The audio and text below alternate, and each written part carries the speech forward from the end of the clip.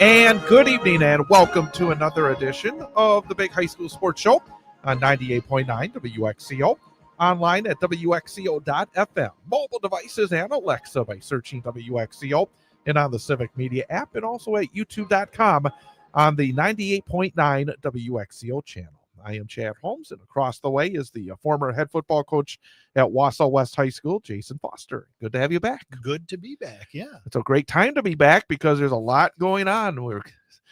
Again, I hate saying this, but it's like, can't believe it's already week 9 of the regular season for the 11-player. Playoffs getting underway for 8-player. We're getting down to the nub here for the football season. Yeah, definitely. It's kind of nice for the 8-man to be kind of starting. And I just found out tonight from you that all the games are on Saturday. So it's a spot like, I actually think that's a nice thing to have everybody focus on Saturday on the 8-player, because who wants to watch Wisconsin play Ohio State anyway? So not me. So there you go. So yeah, it's interesting. And I didn't know it myself until last Saturday when the brackets came out that the games being on Saturday. I thought, fantastic, I get 2 games this week. Yeah. And like you said, the time has flown by. Here we are, week 9 already for the 11-man teams, and still some conference titles up in the air and big games in week 9. So kind of exciting things to talk about today. And we got a couple of great guests coming up, as we'll be joined by the head football coach of DC Everest High School, Braden Mitchell, who clinched at least a share of the conference championship last week. So Braden Mitchell will be with us at the bottom of the hour at 6:30. And then coming up at 7:06, we'll be talking to a guy that Coach Foster knows, so over from Wausau West, Cooper DuPoint, and he had himself a monster game with more than 260 yards rushing last week in their win over Eau Claire Memorial. So that's Braden Mitchell coming up at 6:30, Cooper DuPoint at 7:06, our guests here tonight. Well, let's talk about what happened last week, week number 8, starting in the Valley, talking about the DC Everest Evergreens.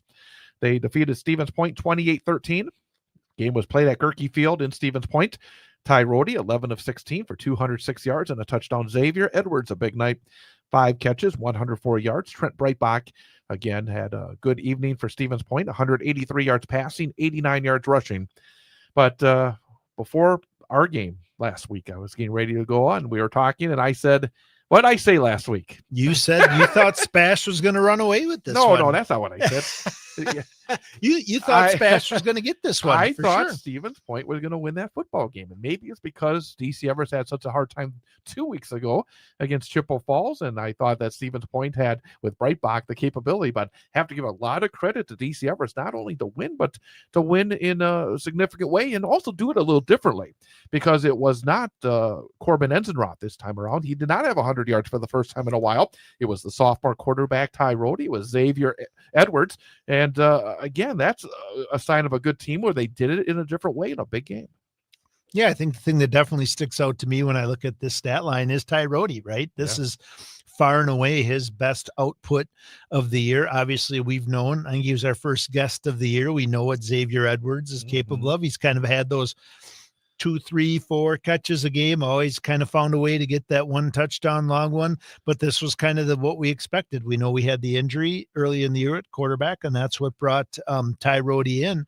But what a great time of year to be finding this part of your game and the ability to pass the football, knowing you have an incredible running game and have been super solid all year. So really good win for them, and definitely essentially for a conference championship to have that sort of performance. That's good news for the Evergreens. And also the bounce back factor. I always say, that's something that's kind of stands out, because frankly, 2 weeks ago, I was very surprised that Chippewa Falls went into steam and was able to win by 21 points.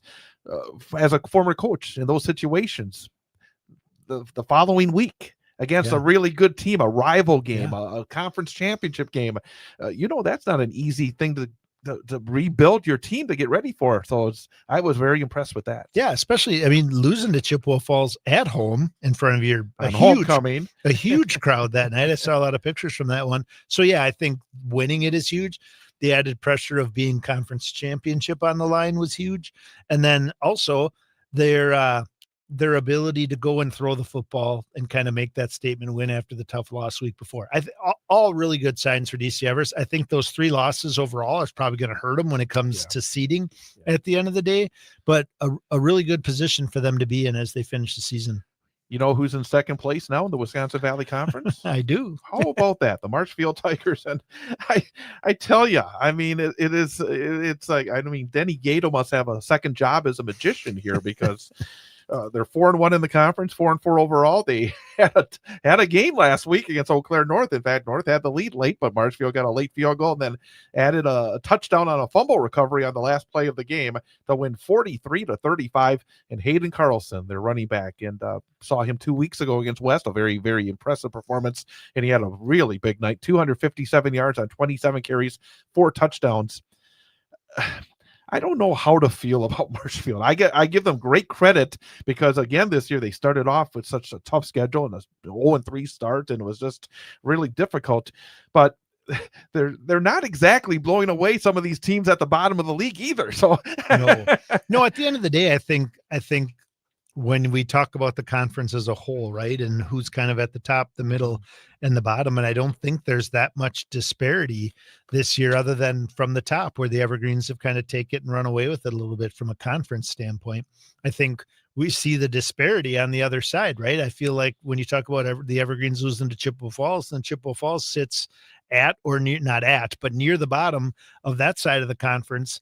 I think that Marshfield's gonna have a tough road ahead of them as well, because the seeding they're going to get in that D2 sectional is going to be as tough as any of the seeds that these D1 schools in the Valley are going to get too. I think at the end of the day, when all is said and done, I think that's what look like the playoffs will tell the tale for sure when we get there.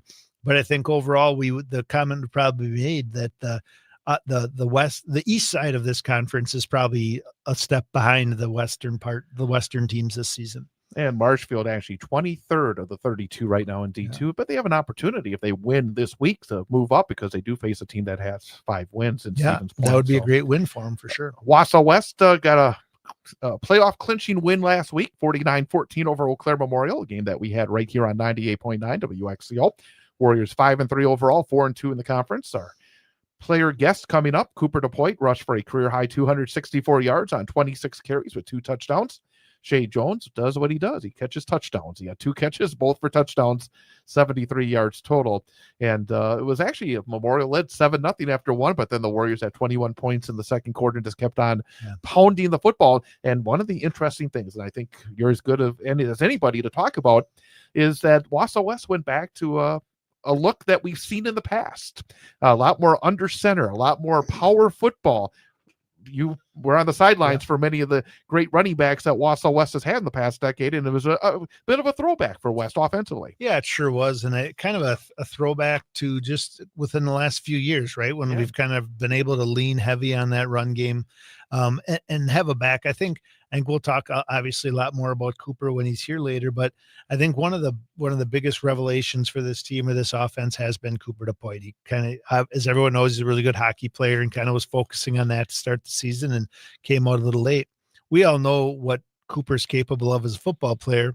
He was the leading rusher last year. Right. And last year at this time, he was pretty banged up. Yes, and it was tough. He kept trying to go, but he was really banged up. So obviously there's some games earlier we'd have loved to have him for, and certainly could have made a difference. But I would say in this regard, I think one of the reasons Cooper's able to do what he's doing is he is healthy. Like his body's fresh. And it was really nice to see those piles going forward and kind of finding those holes and those openings and then getting those extra yards at the end of those runs and being able to pop one off here and there too. Absolutely. And Wisconsin Rapids still looking for that first win. They fell to New Richmond 49-14. New Richmond 6-2 from the Big Rivers. It was actually 14-14 after the first quarter, but then New Richmond was able to pull away. Sawyer Brooks, 98 yards on 12 carries, both touchdowns for Rapids. And again, we talked to Mike Krenz first week of the year, I think it was. First show.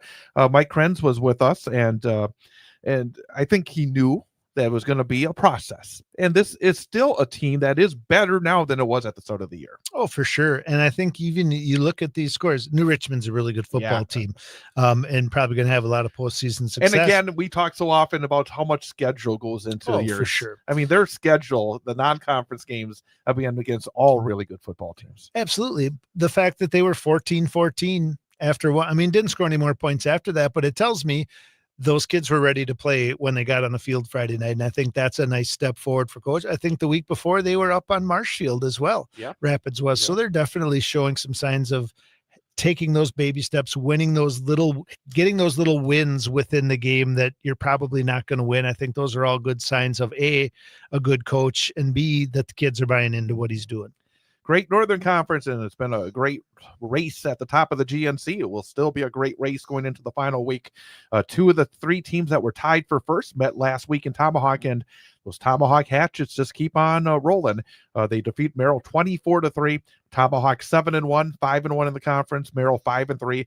They have their 4-game win streak end. They're 4-2 in the conference. Tegan Sarazin 137 yards rushing on 15 carries with a touchdown. Canaan Yankee 70 yards rushing on 12 attempts for Merrill. Hunter Opera at 11 tackles, 3 for a loss, and a sack for Merrill as well. But only 6 of 18 passing was Merrill. And defensively, that's been one of the things for Tomahawk this year. Their defense, they gave up no points defensively against Rhinelander earlier. They only gave up, even in the game they lost, 21 to Mosinee. Defense has really been the key for Tomahawk this year. I know it was a close one with East too, low scoring for both teams in that one. 10 points they gave up that night. Yeah, I scored 4 defensively. I think if we recapped, for not recreational purposes only, if we'd have done some preseason polls and rankings and all that, and where we expected it to be at the end of the year, I would say this is probably one of the biggest stories that we'd be talking about and are talking about right now is Tomahawk started hot. If you'd looked at their schedule and circled who we thought they'd win or lose or compete, second year in this conference, by far the smallest school, can they compete? And I think they've done exactly that. And I think that's probably the best way of describing them. They compete. They play tough defense. They're hard-nosed, and their loss to Mosinee, 1-score game. I mean, it's not like they got blown out in that one either. So I think they've got a lot to be proud of up there. And I think that they're in a really good spot as they head into the end of the season and then the postseason. And it shows again, I think, what winning can do. And I think with Dewey Riley, his winning on the ice and now winning on the football field, there's got to be a winning mentality that's probably helping this team as well. Yeah, I think that consistency, we talked with him about it when he was here, that he's also their head hockey coach.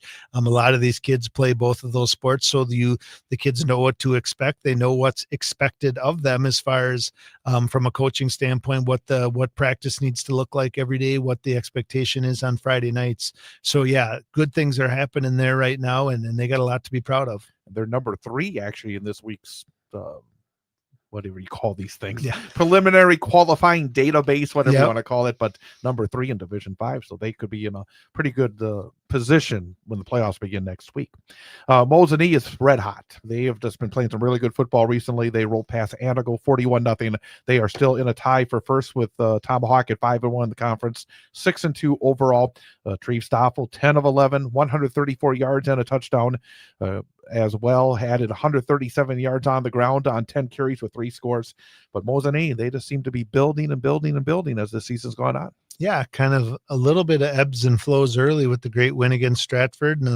And I noticed this when I was looking at the rankings last night or the night before as well, that their one loss is to a Menasha team. And Menasha is a 6-2 football team who plays in a really tough conference too. So that Mosinee's one loss was against a really good football team. So and Lakeland, actually. They lost to Lakeland early. Oh, that is correct. That's their one conference loss. That is correct. Back when Lakeland was not as banged up. Was rolling and not banged up. Yeah. So I think Mosinee's healthy, which is something they really struggled with last year. Obviously, we know a player like Treve Stoffel plays such a big role in everything they do on both sides of the ball. I think their ability to run and pass the ball makes them a tough opponent right now. So I think for them, it's to continue to build confidence, stay healthy, and keep it rolling. Wausau East is still alive for a playoff berth. They defeat Lakeland by a score of 24-10 on Saturday in a game that we had here on 98.9 WXCO. Ian Stahl, 153 yards rushing, a touchdown reception, and also returned a fumble for a score for East. But for East, big win. And for Lakeland, they are banged up badly. And I don't know. I've not, again, been around this for quite a while. You've been around this for quite a while.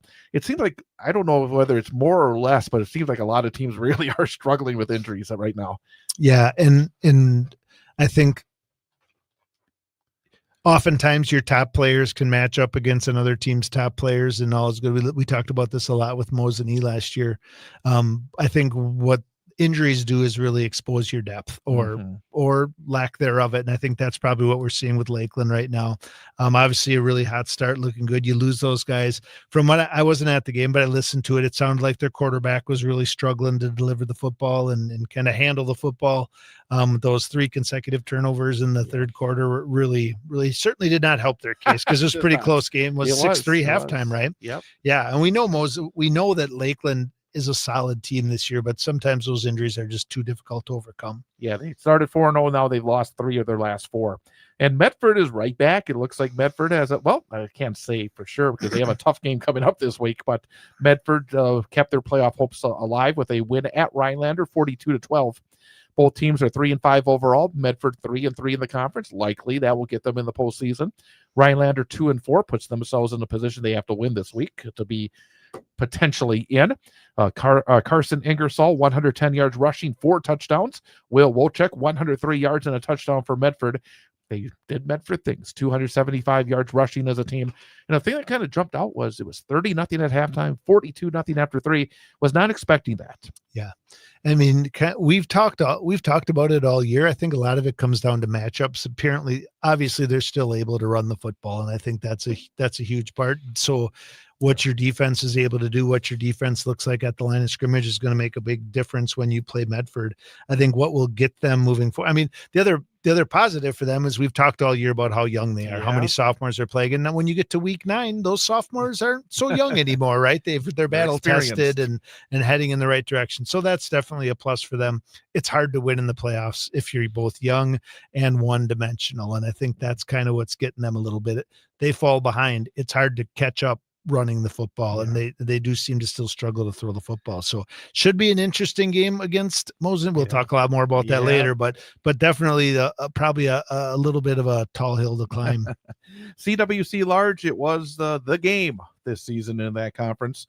And Stratford, boy, you thought maybe some teams were going to be able to get them this year. Started off with a couple losses, had a scare against Wittenberg, Burnhamwood early, but it looks like Stratford has found that next gear because they've been playing great football recently. And they went into Amherst and won 34-21, handing Amherst their first loss overall this season. Stratford 6-2, 6-0 in the conference. Amherst 7-1, 5-1. And they went back to some old-fashioned power football with Brooks Vanderhoof, 35 carries, 259 yards, and 3 touchdowns. When Brady Berg passed, he was efficient, 5 of 7, 96 yards and a touchdown. But you look at it. I mean, you thought, Stratford's maybe vulnerable. No, they really weren't. Yeah, it's almost kind of odd to talk about it, right? We're talking about Stratford and how they're really stepping up at the end of the season. We're talking about a team that just won 3 consecutive state championships. And I understand a lot of those kids left, brand new head coach. Yeah. So definitely there was a transition period at the beginning of the year. And there's a lot of challenges ahead of them, right? Ending the season and then heading into the playoffs. They're certainly not the battle tested playoff team they've been in the past, but this too, I think this speaks to, it felt like Amherst had kind of taken this conference maybe a little bit with their early games and the scores we were seeing. It seemed like maybe they were going to run away with this one. So great job for Stratford, and at 7-1, good wake-up call for Amherst in week 8 and gives them the opportunity to finish strong and head into the playoffs with a fairly high seed, I would think. But I want to talk about later when we talk about this week's games, but Amherst, the last 3 games, actually, it's been in this kind of right. It's been something that's been a little different. We'll talk about that a little bit later on. Huge win for Marathon. Marathon looks like they're heading to the playoffs. They beat Wittenberg Burnhamwood 20-14. Both teams are 4-4, 3-3 in the conference. Whitburn came out, jumped out to a 14-0 lead after 1, but that was it offensively for the Chargers. Truthers, 10 of 19, 84 yards and a touchdown, 20 rushes, 62 yards and a pair of touchdowns. Garrett Bracewell, 6 catches, 42 yards and a score. Bo Davis, 3 of 9 for only 10 yards passing. Caden Yeager, 7 rushes, 54 yards for Whitburn. Neither team had a lot of yards in this game. It was a defensive battle, but boy, what a biggest win for Marathon, I think, in a couple of years. Yeah, it kind of makes me too, without knowing a lot about the game, that maybe some turnovers, right? Maybe some short fields, and that explains some of the lower numbers offensively. But great job. I mean, we had Coach Dinkel on a couple of weeks ago and said a lot of really good things, and young coach and a new culture and new program. And it sounded like things were heading in the right direction, but you weren't sure if they were going to be able to tally up enough wins to get into the playoffs this year. Obviously nothing's guaranteed yet, but it sure does seem like they've put themselves in a good position and a great jumping off point, finishing strong, see what the playoff matchup ends up being. But also a great opportunity for them as they head into the offseason with a lot of confidence. Wyowega Fremont beats Loyal Greenwood 35-22. So Loyal Greenwood started 4-0, and they're now 4-4. They're 2-4 in the conference, and they have a massive challenge this week. We'll talk about later to get into the playoffs. But Wyowega keeps their playoff hopes alive. Carter Bertie-Shaw, 10 rushes, 185 yards, 2 touchdowns. Colton Sandelier, 22 rushes, 111 yards, and a touchdown for Loyal.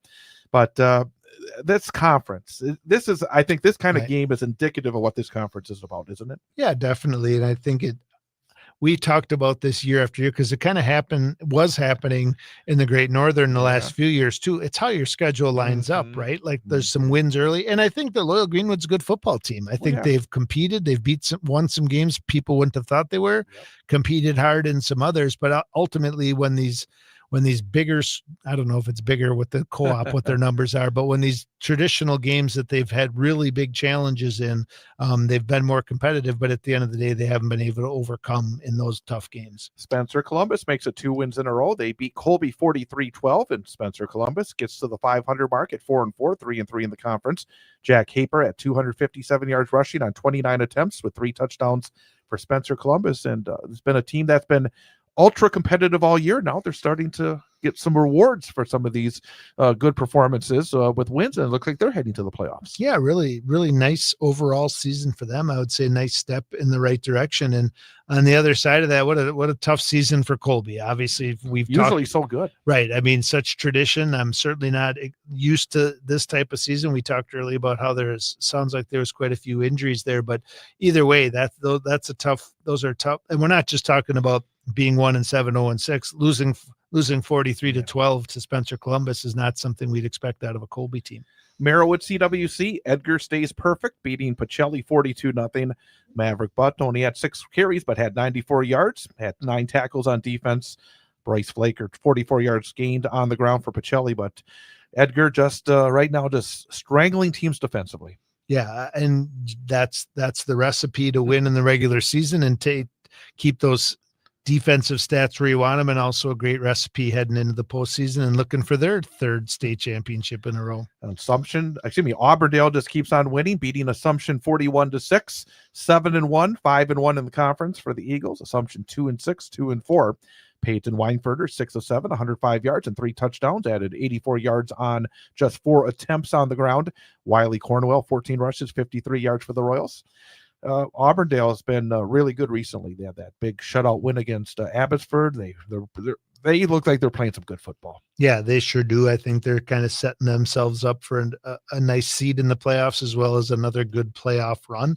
Assumption, we talked about it early, have shown some really good signs of life for a program that's switching over next year, correct? Yep. So kind of early signs of life, but when they hit that tough patch of the schedule too, kind of a reminder that that's where their program's at. Probably a good choice for them. I'm guessing they're going to make the playoffs though, because they get a forfeit this week. Oh, they'll be their 3rd conference win. So I guess, again, not necessarily, right? But most of the 3-win teams now get in. Yep. So we'll wait and see. They don't play this week, so they're literally waiting. They didn't make it up. So, but Pittsville beat Iola 58-34. Pittsville 3-5, 3-3 in the conference. Looks like they're heading back to the playoffs.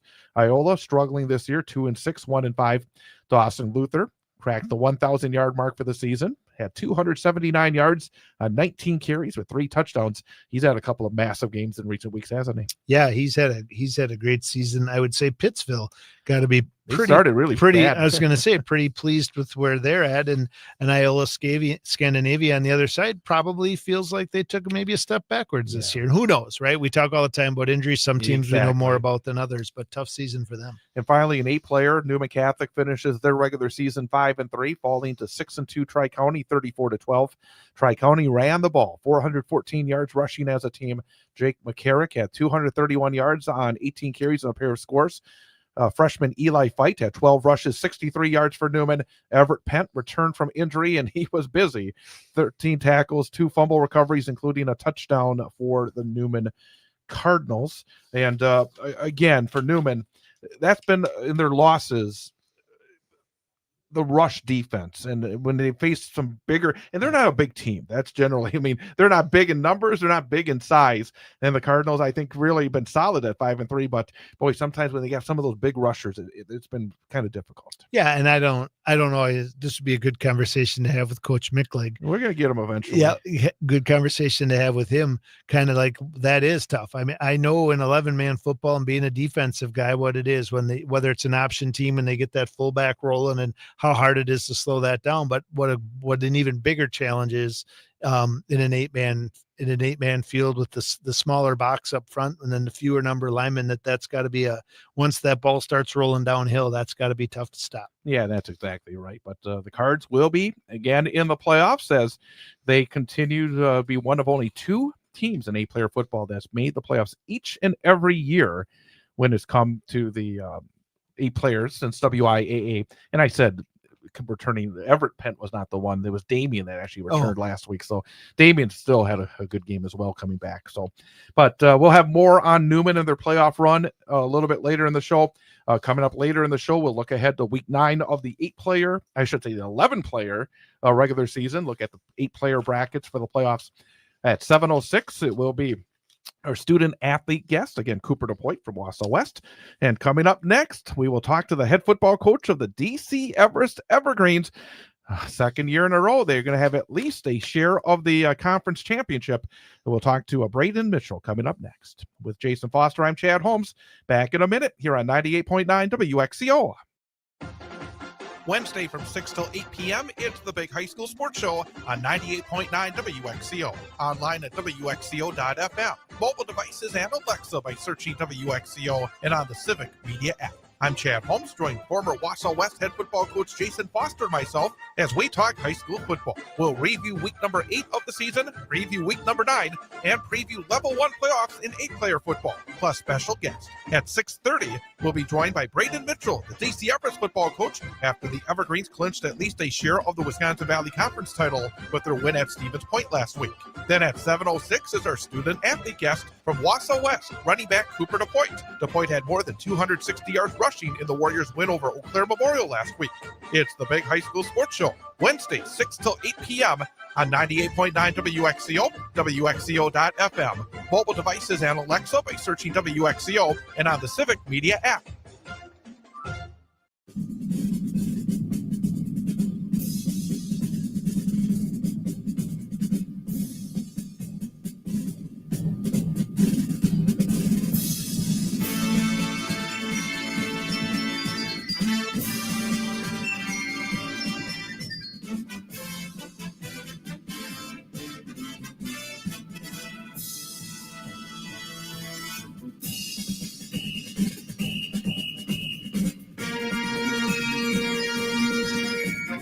And welcome back. Big High School Sports Show on 98.9 WXCO. Online at WXCO.FM, mobile devices and Alexa by searching WXCO and on the Civic Media app. And you can join us on YouTube, youtube.com, and the 98.9 WXCO channel as well. With Jason Foster, I'm Chad Holmes. I'm very happy to welcome in our coach guest for this week from DC Everest, Braden Mitchell. Coach, great to see you again. Appreciate you guys having me. Absolutely. I'm going to ask a question to start off that has nothing to do with actually what happened in terms of the X's and O's and everything else that went on last week. But I went to DC Everest a long time ago. Yep. And I saw that last week, the helmets for DC Everest had DCE on, the classic look from the old days. Yep. Explain. Yeah, I mean, that logo has been floating around a little bit. And in the off season, we talked about, hey, wouldn't it be cool for homecoming to kind of throw on some throwback? And, Coach Coonan, Coach Johnson, and Coach Vang had to spend probably about 4 or 5 hours on a Saturday morning redoing all those. So appreciate those guys. But yeah, they look phenomenal. A lot of alumni were very appreciative. A handful like, hey, how much do I have to pay for one of those? Like, but yeah, it was really cool. And I think that they've looked great, and we've kind of been rolling with them so far. I saw that post. I thought they looked awesome as well. And I loved you hit it on the head of the comments underneath the post where there was a lot of, we should keep them in Nuve all the time. And then we should get what do they want back? The gold Oh, yeah, they want bring the gold back the gold pants back too. I'm like, boy, they've Nostalgia kind of never can of goes out of worms here a follow, little yeah. bit. That's right. Yep. We still have our 7th and 8th grade still are rocking the gold pants. Nice. Yep. Well, let's talk about the game last week to begin with, because that was such a big game in the Wisconsin Valley Conference. It's been a big game in the WVC for as long as I can remember. And last year you had a classic against Stevens Point over at Steam. And that last week you went down to Gerke and won the football game by 2 scores and really carried the football game. Number one, you have to be exceptionally proud of your team bouncing back after a loss against Chippewa 2 weeks ago. But to go into Stevens Point and win the football game in that way, that's a pretty big statement for your guys, isn't it? Yeah, for sure. The Chippewa Falls game, that was, again, 2 years in a row where they've kind of just taken advantage of every opportunity, and we've given them plenty of opportunities. We talked a lot about being able to bounce back, being able to respond. That's what this game teaches you about life. And they did a heck of a job. Our players knew the moment. We harped on it. It had been a long time since DC Everest had won down there.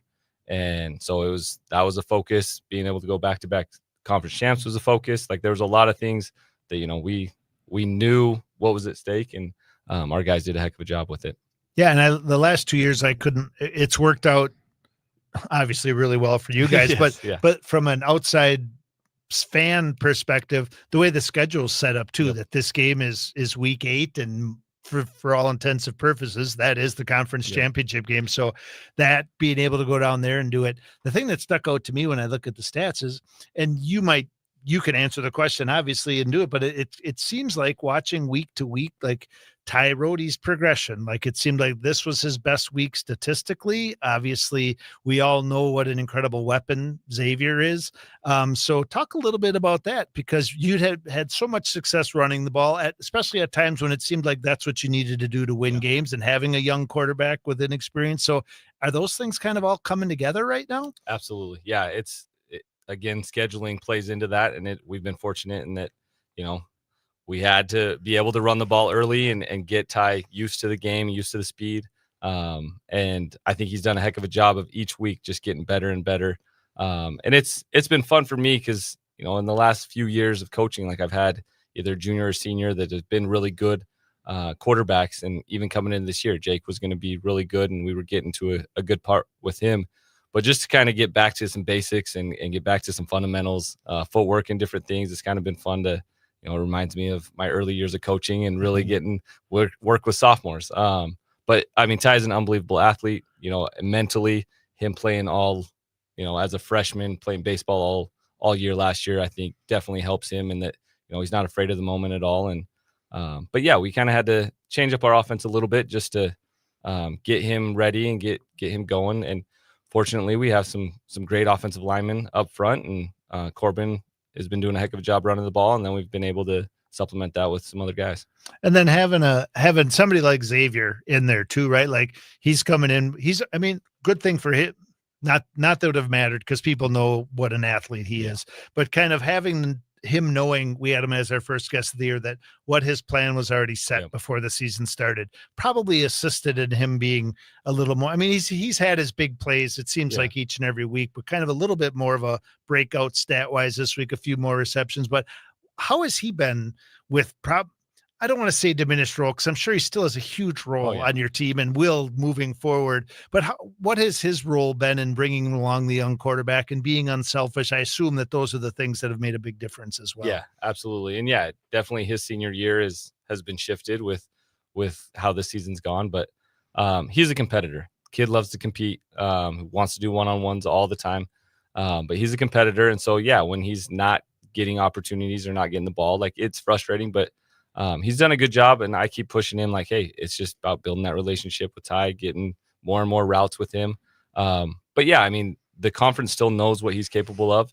And each week there's going to be, they have to double cover him. They have to send their best DB to him, which has allowed other guys to step up because of that. And, that first week against West, they were not going to let Xavier get over the top. And so it allowed us to be able to run the ball a little bit more. And, it's as a former quarterback, as a guy that loves to throw the ball, it's been a little tougher for me to hold back, but that's why I have 3 offensive line coaches to help me do that. Along that same line, that meant that, Corbin Enzenroth, I was looking, he has 180 carries, and there's been probably a few games where you've had the game in hand, so you haven't had to use them that much late in the game.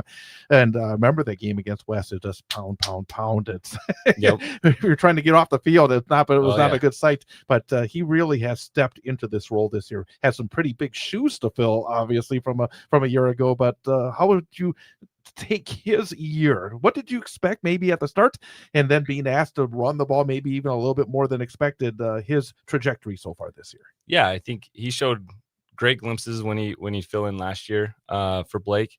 And then we also had reframed that we felt really good about our running game. It wasn't going to be just the Blake Bankston show. It was going to be kind of both of those guys. And Reed was banged up a little bit throughout the early part of the year and then got hurt.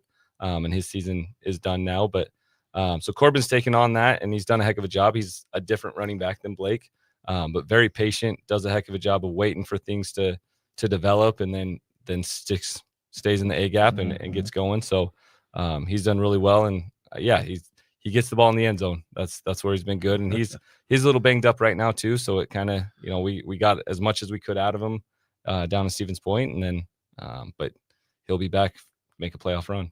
Kind of comparing, and you've talked about it a lot already, but it's been very different, right? Like 2 back-to-back conference championships, but done very differently. Yeah. So talk a little bit about who else then has had to step up, from a leadership standpoint. Obviously beating Spash for that is awesome. Going to their house and holding them to 13 points. Obviously defense have played a big role in what you've accomplished to this point as well. For sure. Yeah. Our defense has been playing lights out. Right now, our D coordinator might get mad at me for saying it, but he's been doing a heck of a job, and we've been keeping the conference really low. I think we've got a shot to keep the conference under 50. If we get it done this week, and I think that's the testament to the amount of work that they put in. Kleinschmidt is their D coordinator, and that whole staff just timeless, putting in work and watching film and just really doing a great job with that. And then getting kids to buy in. I think that's tough to do.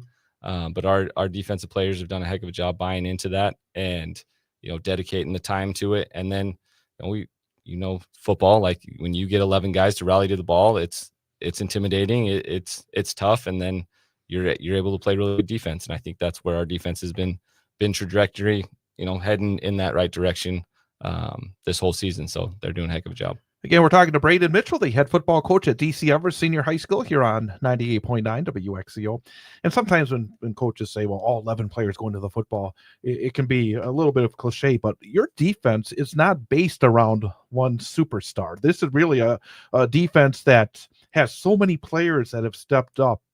Who are some of those guys that have really stepped up? And maybe to start off, is there anybody in that group that has maybe surprised in some sort of way?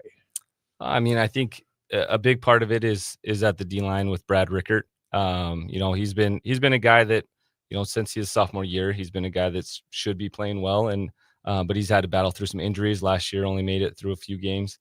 So he's stepped up. The fact that we've been able to get as much out of him as we have, and he's been one that stepped up as a big leader. Losing the guys that we lost last year, we needed that. That was a big hole, and he's done a great job with that. Our linebackers continue to get better and better. Again, another kid that's been playing for, since he was a sophomore, Carson Kemp, had his best game this last week. Just did a heck of a job of buying into it and doing his job. And then on the back end, we got, Silas Weber, who's been kind of the leading force as a safety and having to play in the box a lot, which, coming into the year, he was more of a ball hawk type of guy, but he's done a great job filling in the box. And then Asa Martins continues to improve and get better each week, and developed into kind of our shutdown corner. And that's what kind of sticks out to me. You mentioned those guys, and we still talk about the great running game the development to Ty, how great Xavier is. But kind of what stuck out to me watching the West game live and in some of these other games too is the line play, right? You kind of talked a little bit about the D line, probably some other guys there as well, but just how consistent the offensive line was. Like whether it's pass protection, whether it's protecting a young quarterback moving around or getting those yards. Like there's been enough over the course of the season, but a lot of them have been long drives, right? Like getting those first downs, 2-3 plays, getting those 5-6 yards on first down, which allows you to do some other thing. Who are those guys on the offensive line that have played such a big role in what you do this year? Yeah, I mean, it starts at right guard and right tackle with Carson Zesch and Will White. Those two have been phenomenal. And then at center, Billy Schwartz has done a great job of just leading that group, getting everybody in the right spot. Our left guard started 13 games last year as a freshman, Chris Ferrario. He's just so consistent, so solid. And then Jordan Ploutz has stepped in at left tackle for us this year and has done a great job. Just if he gets his hands on you, he's driving you, he's moving you. So those five have done a great job. And yeah, it's made the transition of bringing on a sophomore quarterback a lot easier, being able to do that. And yeah, like one of our goals each game is to have 4 drives of 8 or more plays. And last year we didn't hit that goal very often. But this year we've done a lot better with that. I think to start last game, we had a 14-play drive that ate up 8.5 minutes. So I think that's, to be able to do that, to take that much time, I think it's tough on the other end of, now coaches are thinking, hey, we got to score quick because we don't know how many possessions we're going to get. So again, it's been a little bit of a difference for me in my mindset going into it, but I want to win games, and these guys are doing that. And obviously you guys have had a great playoff run last year. So what you did last year worked really well too. But I've always kind of been a proponent or a believer in the fact that what you just described there, I think is a great recipe for playoff success as well. The ability to possess the ball, take care of the ball, have those drives, and really put the defense back on its heels, I think plays a huge role as you head into the postseason as well. Yeah. And I think it's helped our defense, to give them time to be rested, make adjustments and stuff. And I think, then we see when we can get up that we can get after the quarterback. The mental aspect, because Coach mentioned, that great playoff run where you won on the road 3 times in a row to get to the state semifinal. This year to have the River Falls loss and the Chippewa Falls loss. I mean, those are tough losses where you have to kind of go back to the locker room and reassess, and your team has been able to bounce back. Is there something in the water over there that allows this group, both the group last year and this group, to be able to handle maybe a little adversity? Because it looks like your team has done a really nice job in some adverse situations. Yeah, I don't know exactly the reason for it. I think, it's always easier to refocus and to, get back to it after a loss. Sometimes after you win games, you let some things slide, or maybe, when coaches harping you on these little things, it's like, hey, why does it matter? We just won. But yeah, after a loss, those things are a lot more glaring, and the mistakes that you see throughout those wins, they show up a lot bigger in the losses. And so I think, in both years, that Chippewa Falls loss has kind of refocused us, allowed us to kind of, hey, this is what works for us. We got to get back to that. And, after last week, I think we saw that helped. But yeah, I think our guys do a really good job of being able to be in the moment. And that's something that takes time to get to it, and being able to learn from mistakes and get better from it. I think too, when you talk about Chippewa Falls, I think uncommon opponent, right? Like when you prepare for those in-conference opponents, you know what I mean? You're just building on from year to year. You guys have played Chippewa Falls quite a bit, but it's not a conference opponent. So it's a little different. Home and away makes a big difference. But when you talk about a team like River Falls, River Falls, the D2 team, and all of a sudden you look at the rankings and they're at 3 seed in Division II. I mean, they're just steamrolling right now. So I guess that leads me into my question too. The conference, like the east side, the west side, kind of. And at the end of the day, I'm not sure how much difference it makes. I think we could look on paper and say that the West seems to be a little tougher or stronger this year. I think when you get to the playoffs, for team by team, anything can happen. But talk a little bit about your 3 games on that side, the 2 non-conference and the 1 crossover, versus what you've seen in Wisconsin Valley Conference this year. What are some strengths and challenges for both? Yeah, I think that side is doing a heck of a job, and I think it's seen in all of the crossover games. You know, after those first 2 games, I think our conference had 2 wins. Yeah. Like they're doing Thanks a great to job. Superior Yes, for the yeah, or maybe 3. Yeah. Yeah. But yeah, I think they've got some really talented kids. They got some really good programs. I think what Rice Lake's been able to do year in and year out, like he does a great job with those guys, and just as a program, doesn't matter what they're running or anything, but like they do a great job. I think River Falls is doing a great job. They got some great athletes up front and offensively and defensively.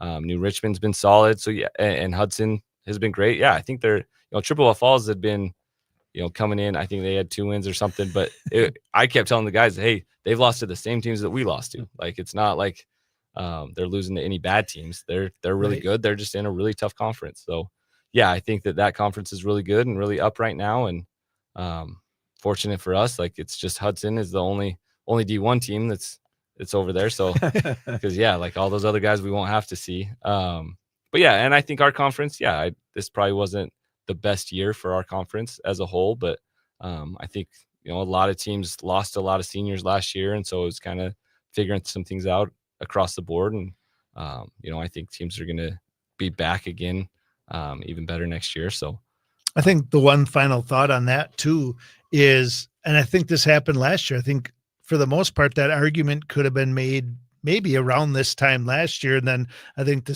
scripts got switched. All the first round playoff games were really close. You guys obviously ran through it and made it to the semis. I think part of it has to do too with where a lot of those games are played early in the season. And I think that makes a big difference. And I think the growth the team shows over the season, I think speaks to kind of the run you guys went on last year and some of that too. So I think those things all factor into those win-loss records and crossovers. Those 2 non-conference games being 1 and 2 before school even starts, I think plays a role. Yeah. Building on that, you have work to do Friday against Yep. Eau Claire Memorial, but then looking a little bit ahead. I'm not going to ask you way too far ahead, but do you feel like your team is in a good spot to do something special like you did last season, that you learned those lessons the hard way, maybe in some of those games, but last season you went over and faced one of those big River squads on the road and really impressed in that level 1 game. Do you feel like this team has that feel going towards the playoffs? And I guess on top of that, what are the things that are most important for this team to maybe be a little bit better at to make another run in the playoffs? Yeah, I think that, coming off of that Chippewa Falls game, I probably wouldn't have said yes, but I think their ability and our ability to get right and get things back on track, I think shows, what good teams are able to do is be able to bounce back. And then, in all different leagues, the playoffs that are about, where you're at and getting hot at the right time. And I think, the biggest emphasis this week has been, hey, stay on track, right? Don't slip. Don't fall back to anything. We have to keep moving, keep getting better. So I think that this Friday will be a huge push for, hey, how does this thing look as we head into the playoffs and go from there? But yeah, we got to be sharp. But then, I think you get in the playoffs and you start playing teams that, you're not as familiar with and stuff. And some of those things can benefit you if you spend some time and find some things out. I think, there's other conferences that there's really good team in one conference, but the rest of their conference is down a little bit. And so you catch some teams that maybe haven't had to play in many close games. So, that's what's fun about the playoffs is it's a totally different dynamic from the regular season. I think talking about the conference a little bit too this year, the records certainly don't show it, but from the amount of games that I watched live and a little bit on film, it does seem like Eau Claire North and Eau Claire Memorial have taken a step in the right direction. I mean, obviously they're not where they want to be, but Eau Claire North definitely still has some athletes and has stayed competitive in games, gave Marshfield a tough game last week. Yeah. And the games that Eau Claire Memorial's been able to keep close, they've competed all the way through. I think once they get down by a couple touchdowns, the wheels kind of come off their bus, but overall they seem like a well-coached team that has taken steps in the right direction this year. For sure. I think, those guys I think have gotten better. I think Rapids has gotten better. I think that, there's a lot of different factors that go into it. Like how many kids you're getting out, the group that you have each year. But that's what's fun about high school is like in 2 or 3 years, everything can flip if you can get the right things going. And so, but I think Eau Claire North was tough, and that stadium now that they have, it was a cool little atmosphere that they had. And They got some sweet light shows that go on, and but yeah, I think those schools are getting better. I think that those staffs are working their butts off and working hard to improve and get better. But yeah, it is where it is. We only got a few minutes left. I wanted to ask you, since we were talking, we can look and see these preliminary qualifying reports and the changes. And I remember last season there's a little bit of miffed folks around here in terms of some of the seating. What's your take about where we are now, maybe compared to what it was a year ago? Are you happy to have these rankings to be able to look at right now, and everybody else sees it as well, and generally the changes that are being made in terms of the seating? Yeah, I think we'll have a little less shock on Saturday. That was wild. I do think like the change, I was all for the change. I think it's good, and it'll create a good 32 that get in. I think on the previous system, we probably would be a higher seed because of our, taking into account last success and all that stuff. But I think it's pretty fitting when you start looking at it. Like, I think those schools down, in the Classic 8 and that area and stuff, I think those, they're playing really good football. It's really good. The FVA is really good. So yeah, it doesn't surprise me that where we're at, I think we're right on the bubble of a 4 or 5 seed. So yeah, I mean, if we take care of business this week, then we've been pushing for a home playoff game. I think it'd be I was awesome going to say, atmosphere. how big would it be after playing all those games on the road last year to play at Steam? Yeah, I think it would be awesome. I think the community support that we get, even for just any home game, I think you multiply that for a playoff game. I think it would be awesome. There is part of me that I do enjoy the road games, because once you get on the bus, there's like you get on the bus and you that roll. word distraction, right? Yes, Coaches, that's the word. That's the word you want to there's take away. Take away this far less thinking once you get on the bus, and you can just sit there for 3 hours and, hey, whatever I brought with me is what I got. Like, right. I think that's a great point. I think whichever way you go, you're good, right? I saw some drone footage from your homecoming game the other week, and holy cow, like the number of people. I mean, it was pretty awesome. What a great, and at the end of the day, I'll speak for myself, but I think it's pretty common. I hate homecoming football games, right? Like, I mean, it's great for the kids. It's part of their lifelong memories. So all that's good, except that, there's a lot going on that week, and who knows what role that plays in the Chippewa Falls game or whatever. Plus, if it flips the other way and you end up being a 5 versus a 4, you definitely have a blueprint, right? Yeah, like you definitely can bring that group together and say, hey, here we go again. And we've been here. We got about a minute to go. Any final question for Coach? No, I don't think I have another question. Okay. I guess you always end up. So just no. Congratulations on another great season. Appreciate it. Winning a conference championship in this conference is tough. So back-to-back's a heck of an accomplishment, and to do it so differently, I think, is great. So great job. Keep up the good work, and we'll excited to see another playoff run from you. Thank you. Appreciate it. Well, last year we had you around this time, and then we brought you back because you guys just kept on playing. Yeah, that's the goal, is to be back here again. Hey, thanks again, Coach, and good luck against Memorial. Good luck in the playoffs. Appreciate it. Thank you. We're going to take a timeout for the top of the hour news update to news, weather, and sports, and then come back with hour number 2. We'll look ahead to week number 9 of the 11-player season, look at the 8-player brackets, look at the matchups. But coming up next will be our student-athlete guest, coming off a 264-yard effort last week from Wausau West, Cooper to Point. He'll be our student-athlete guest coming up here on the Big High School Sports Show on 98.9 WXCO.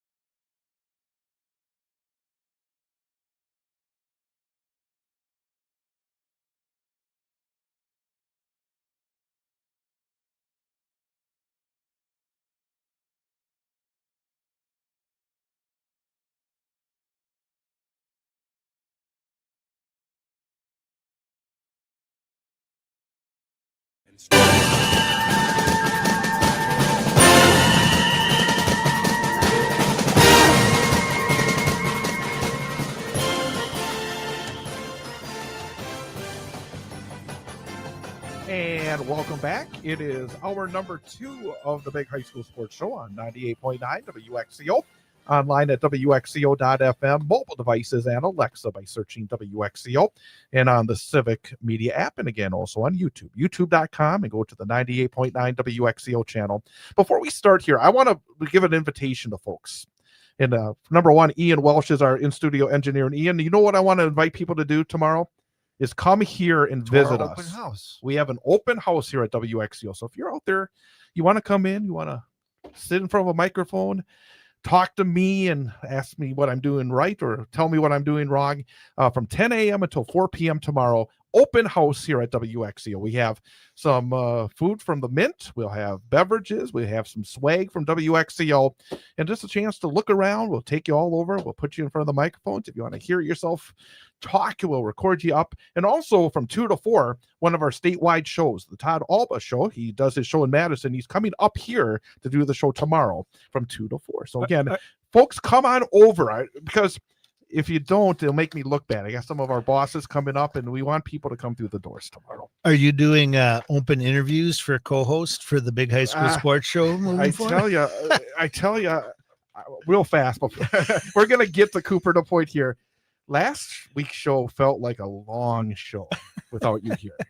This week it's going to clip it on by. It goes right on by. But let's, before we run out of time, welcome our student athlete guest, Cooper DuPointe. Cooper, thank you for coming on over. Thanks for having me. You're back, but this year you were with us in football. Last year you were with us in hockey. But after last Friday's game, I was packing up and heading down. I talked to Coach Johnson. I said, I'm going to have to bring Cooper on here because my plan was ultimately to bring you on during hockey season. But when you put up 264 yards in the game, had to bring you on over, and really glad you could make it on over here tonight. I guess we'll start off with that game last week, because you came back midway through the season, you've worked your way in, and then it seemed to all come together. I mean, you were running the ball well, you're getting good blocking, everything seemed to click. Was it one of those nights where it just felt like it was clicking?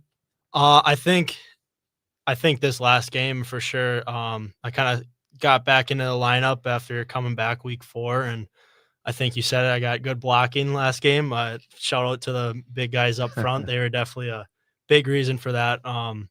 Yeah, just great team win on Friday, and I think that's given us a lot of momentum. But so you talk about coming back week 4, right? Like everybody knows that hockey's a big part of your life, and that's kind of what you chose to focus on to start the season.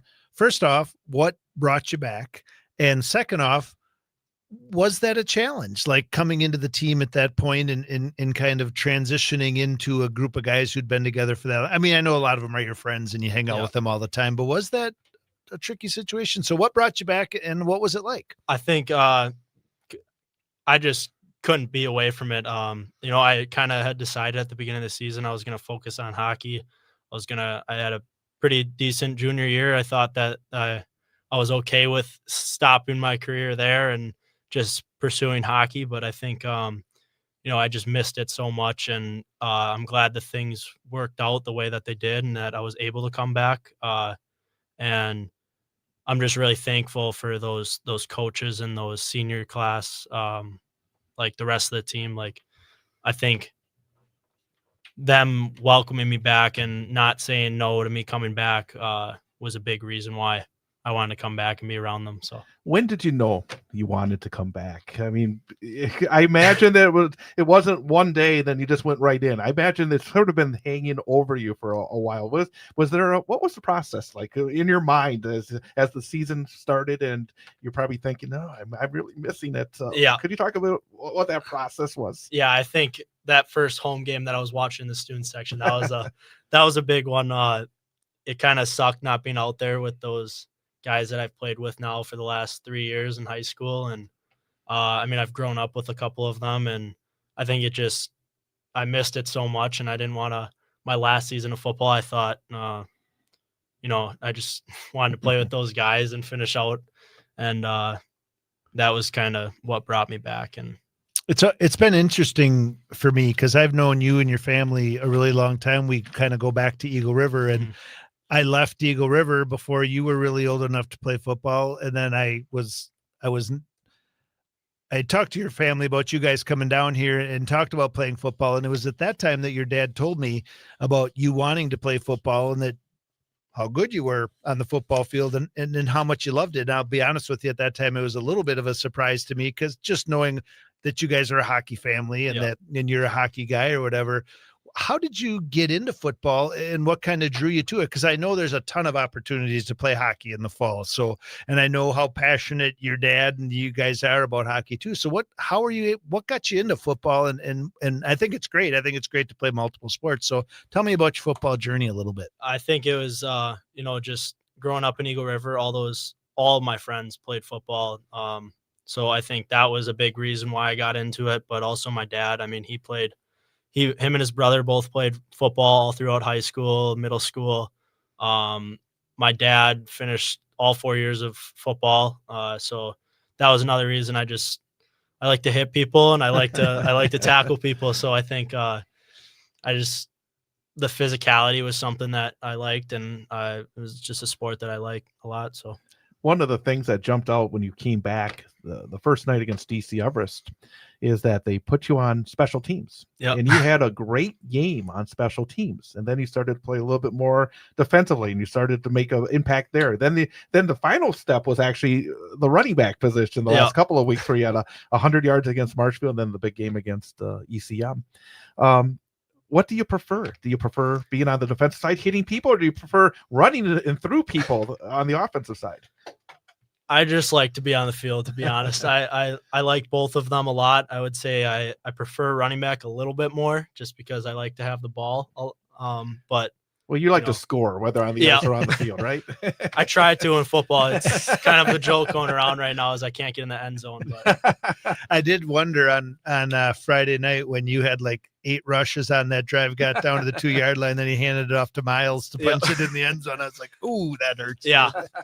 Yeah. But I'm fine not getting in the end zone as long as we score and win the game. So let me ask you about your weekend, because when you came in here and I got a message from your mom because you were homecoming weekend and you took a picture right here. It said, hey, we were outside the radio station, and that you had gone to play hockey on Saturday. Now I'm going to ask him about that. Tell us what your schedule was Friday night and Saturday. Yeah. So that was kind of another thing that was kind of a big decision with coming back to football, is I would have a lot of early mornings, a lot of late nights on the weekends for hockey. So my schedule for this weekend, I played the Friday night game, went to bed, got up at 4 a.m., and then went over to Minneapolis, played a hockey game at 11 a.m., and then came back after that, went to homecoming with my buddies, went to bed, and then Sunday morning again, got up around 4 a.m. and went down for another hockey game. So we talked about this earlier. You probably weren't listening at that time, but when we were doing the recap of last week's game and talking about what a great game you had and what a good win it was for the team, one of the things we talked about was, like, at this time last year, your body was in pretty rough shape, right? Like it was, you were still giving it and trying, but your body was kind of failing you a little bit. Tell me, how you're feeling now, and do you think part of that is a result of maybe not being as actively involved the first 4 weeks? I think definitely not being involved in the first 4 weeks. Right now, even just the guys who are just playing football, a lot of our team is banged up and they're kind of coming back from injuries. And I think me not playing those first 4 weeks definitely gave me a little bit of a head start. Right now, my body's feeling pretty good. Not as banged up as it probably was last year around this time. But yeah, last year is kind of the same schedule. I'd have hockey on the weekends, football on Fridays, and throughout the week. So I think that was a big part of why my body was banged up last year and doing better this year. I want to throw a disclaimer on the end of that one too. That is not Coach Johnson's preferred method, is to miss the first 4 weeks and then come out. So for any of you other guys out there listening, that is not the role. But ultimately this year, I think it has benefited you and as a result, the team coming down the stretch. Yeah. Let me ask you about the weekend. You said you played hockey both Saturday and Sunday. did the short nights affect your play on the ice? I mean, again, I imagine it was a big challenge, both physically and between the ears. I imagine Yeah. to be ready to go out, because obviously it's very important to you to perform well over in Mhm. Minneapolis. How did it go? How does it affect your play on the ice having that game on Friday night? I think I played one of my better games of the season actually on Sunday, so that was a little bit surprising just because of the recovery aspect. I didn't get a lot of sleep, so but yeah, I think it definitely has an effect a little bit. I think a lot of it more is just kind of knowing that I'm going to be tired going into the game, and I just gotta play through it and play how I usually play, and nobody else really cares, I guess, if I don't get sleep. So That's right. just got to play my game.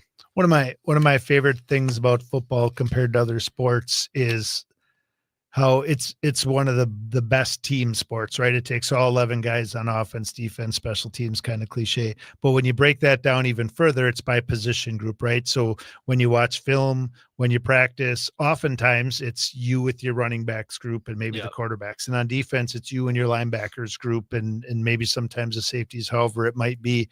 How have those relationships been? Like the running back room, Mhm. on one hand, you're coming in and every touch you get is probably taken away from a carry somebody else had previously. But at the same time, the Wausau West running back room, every one of you plays on both sides of the ball. So fewer carries might overall make things better. So how have those relationships gone within your position group and what have the attitudes been like? Yeah, I think just specifically the running back group, like with Miles Waldvogel and Tatum Mua and those guys, I think they want to win football games just like the rest of us, and they want to obviously be on the field with us, but they know like um, whoever's running the ball well that night or whoever's not banged up the most is gonna get some more majority of the carries, and I think like all three of those guys, me, Mua, and Miles, any three of us can run the ball just as well as one another. So I think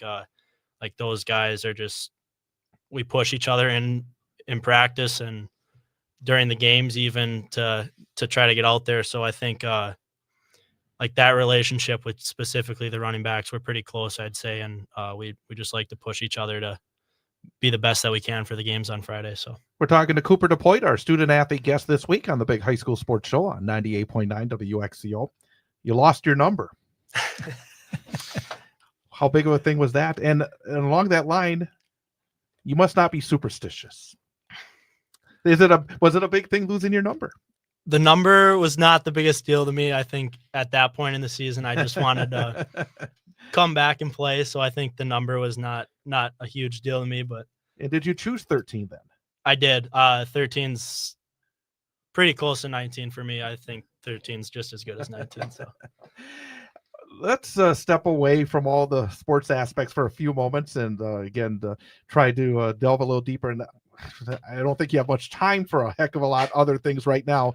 But when you do have that little bit of time off, when you're not either playing football or playing hockey or traveling to wherever you're going, what do you do to get away from it all? What do you like to do to get away from it all? I kind of just like hanging out with my buddies, and I don't get to do that a lot right now during hockey season and football season. I think I'm around them during football, but outside of that, I don't really get to hang out with them. So I think that's one of the big things. And then I also like I know my friends are gonna make fun of me for this, but I also like the recovery part of things and just taking care of my body when I can. And so that's another thing. That's good. So let's talk school for a minute. What is your, and then you can, I'm sure Chad will probably follow up with the next question, but what is your, what's your favorite part of school? Like what's your favorite subject? Who's your favorite teacher? What gets you excited about being at Wausau West and in the building? I think just being around my friends again. I think that was a big thing, was big decision for me this year was hockey. And I didn't know if I wanted to stay and play for West this year or leave and go and play, not for another high school, but in the hockey world, it's a little bit different. I was maybe thinking about leaving and going to play for a different tier 1 team. So I think just being around my friends, and I wanted to have another year with my buddies. So I think. Let me kind of bounce forward on that because yes, I think there was a folks where was Cooper going to be back for a senior year, and you had the opportunities, you had the choice. Could you talk a little bit about, again, I mean, this is one of those big early decisions in somebody's life. I mean, it's a huge decision. Could you talk about the process a little bit? How did you go about making the decision? Because you had, as you said, opportunities, because the road to where you want to be hockey-wise has different roads you can take. Yeah. Talk about the process to get to this point. I think, it was a pretty hard decision. The biggest one I think was definitely football. I didn't want to give that up, and just being around my buddies for high school, like I really wanted to do those two things. And I think at the beginning of the season, the decision I had made is I want to spend another year with my friends. I want to stay here and play for West, and hopefully win a state championship for hockey. So I think that was a big reason why I decided to stay. And then the football thing, I told myself I wasn't going to play football because I don't think I could do both and still perform well in hockey. But luckily it shook out the way it did, and I'm back. So that's fun. But yeah, it's definitely, I got a big decision to make after this year for hockey and where I want to go and play. So yeah. What is that process for those who don't know? I know It's different. It's different for hockey. Yeah. So what is it? What does that look like for you? I mean, obviously, I think the ultimate goal is college hockey. Am I accurate in that? So what are the steps that you'll have to take in order to realize that dream? So in hockey, there's this thing called juniors, and there's a lot of different junior leagues. There's multiple different paths that people take to get to those junior leagues. And I think just about everybody before they go to college plays juniors for hockey. And I think the average college hockey player is like 20 or 21. So they're not an average freshman. They all go and play juniors. They develop a little bit, and then they go to college after that. So for me, after high school, right now the plan is to go down to South Dakota and play for the Watertown Shamrocks next year in the North American Hockey League, and then hopefully work my way up to a different junior league, and hopefully college after that. So that's kind of my plan right now. Have to get some Shamrocks gear. I was going to say that. I bet you they got sweet uniforms. Yeah, absolutely. You mentioned one of the goals is to try to win a state championship in hockey this year. What did it mean to make the state tournament last year? Because it was such a great run to get through that bracket of depth to make it to the state tournament. What was that experience like for you? It was awesome. It was a lot of fun. I think,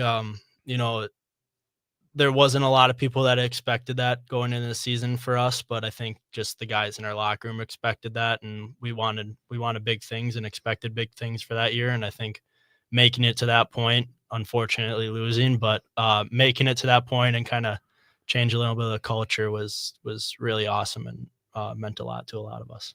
Oftentimes when we have our athletes on the show, we ask, who is your biggest rivalry and who do you love to play against the most? I feel like I don't have to ask you that question. But knowing, correct me if I'm wrong, but knowing that it's Spash in particular in hockey, what was it like to beat them in football this year? That was awesome. That was, I think for our senior year, all of the seniors we hadn't beat Spash actually. Yep. We lost them in playoffs. We lost them in regular season. So to beat them for our senior year, at home on a Saturday, that was pretty awesome for all of us. What would it mean to beat them? I believe you play them pretty early in the regular season on the ice. Yep. I imagine that that would mean a lot because they're still going to be outstanding. You're going to be, I think, very, very good as well. Let me put it differently. Not that's what, because, and I think you know it as well, you being at all those games. Even early in the season, in December, when Stevens Point came to Marathon Park last year, it was a different feel from any other game early in the season.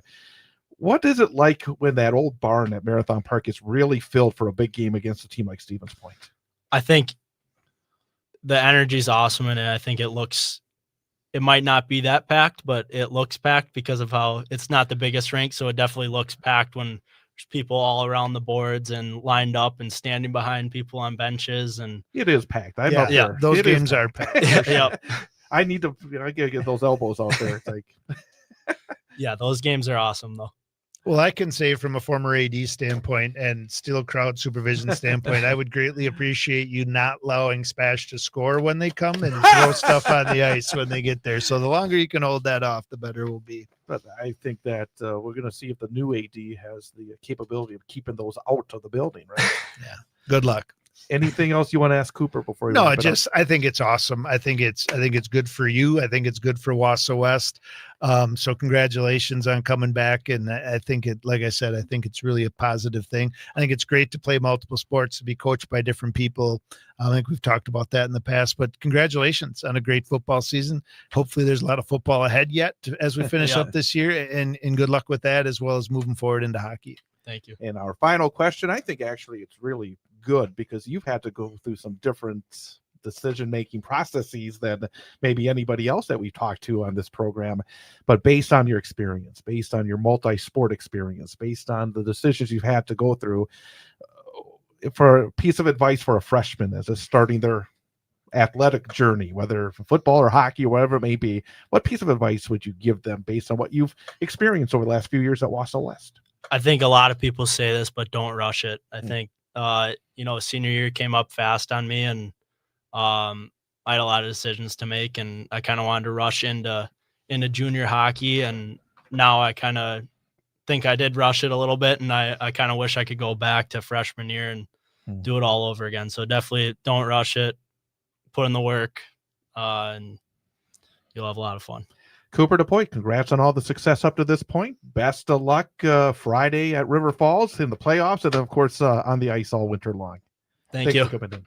That's Cooper DuPoit from Wausau West High School. We'll take a break, come back, look ahead to the action this week in high school football coming up next here on 98.9 WXCO.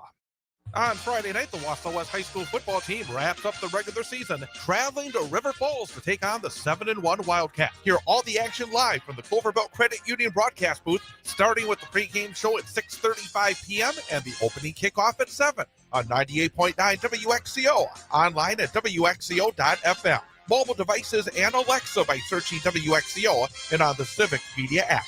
Wausau West football on 98.9 WXCO is brought to you by Sun Printing, the Wausau West Athletic Department, Wisconsin Valley Flag Football, Featherstone Cabinetry, the Wausau West Gridiron Club, K5 Construction, Rocket Industrial, and the Clover Belt Credit Union. It's Wausau West at River Falls in high school football. Live from the Clover Belt Credit Union broadcast booth Friday night, starting with the pregame show at 6:35, kickoff at 7 on 98.9 WXCO. Online at WXCO.FM. Mobile devices and Alexa by searching WXCO and on the Civic Media app. On Saturday, the Wausau East High School football team plays host to Lakeland in a Great Northern Conference matchup. Hear all the exciting action live from the Clover Belt Credit Union broadcast booth, starting with the pregame show at 11:35 a.m. and the kickoff set for 12 noon on 98.9 WXCO, online at WXCO.FM. Mobile devices and Alexa by searching WXCO and on the Civic Media app. Wausau East football on 98.9 WXCO is brought to you by Compass Properties, Grand Avenue Artifactory, Sun Printing, Wisconsin Valley Flag Football, Lopnose, The Mill Yard, Northland Painting, Callan Street Pub, Rocket Industrial, and the Clover Belt Credit Union. It's Wausau East hosting Lakeland in high school football Saturday, live from the Clover Belt Credit Union broadcast booth, starting with the pregame show at 11:35 a.m., kickoff at noon on 98.9 WXCO, WXCO.FM. Mobile devices by searching WXCO and on the Civic Media app.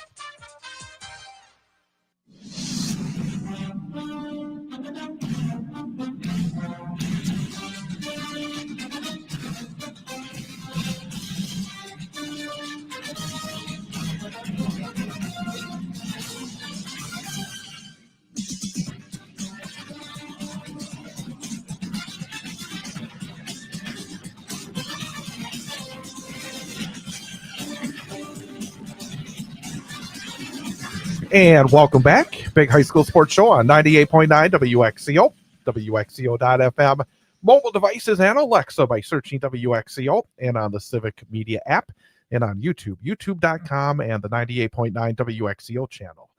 I'm Chad Holmes along with Jason Foster, and it's nice when our guests make it so easy. Yeah.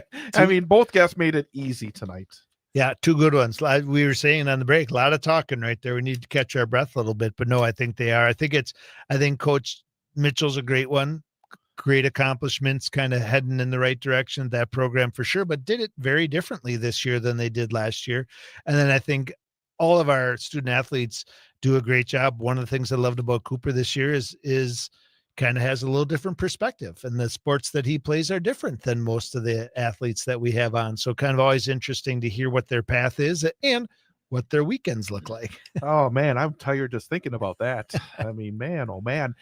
And again, the number one, wake after a game like that, you're not going to want to fall asleep.